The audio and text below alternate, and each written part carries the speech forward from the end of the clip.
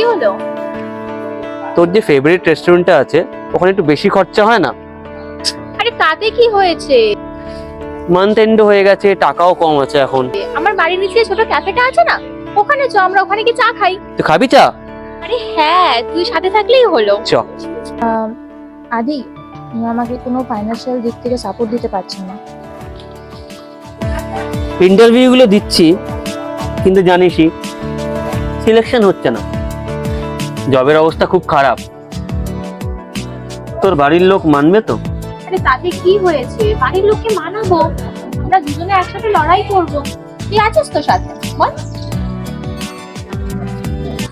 আর এমনিও বাবা মাও আমাদেরকে মানবে না, আর আমি বাবার এগেনস্টে যেতে পারবো না।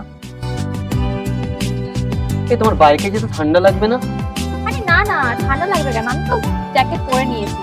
আর আমার এসব কারবার একদম ভালো লাগে না, আমার তো বাইক রেখে যেতে খুব মজা লাগে। চলো চলো চলো চলো। তাই? আর তোর এখন 28 এজ হয়ে গেছে, এখন তোর কাছে এখনো কোনো কার নেই। আমি তোর উপর ট্রাস্ট করতে পারছি না। আমার মা বাবাও বা তোকে কি করে মেনে নেবে? প্রবলেম হয়ে যাচ্ছে আদি। আদি, আমি খালি ভাবি তুই যদি আমার লাইফে না আসতিস আমার কি হতো। আমার তো কাউকে ভালোই লাগতো না তোকে ছাড়া। ভাগ্যিস তুই আমার লাইফে এসেছিলিস। আর এমনিও আমার অফিসের একজনকে ভালো লাগে, তো বাড়ি থেকেও মানবে না। তো সরি আদি। ভালো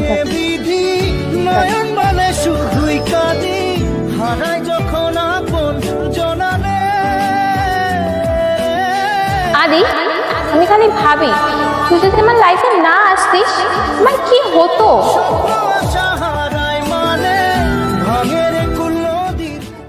আমার তো কাউকে ভালোই লাগতো না তোকে ছাড়া।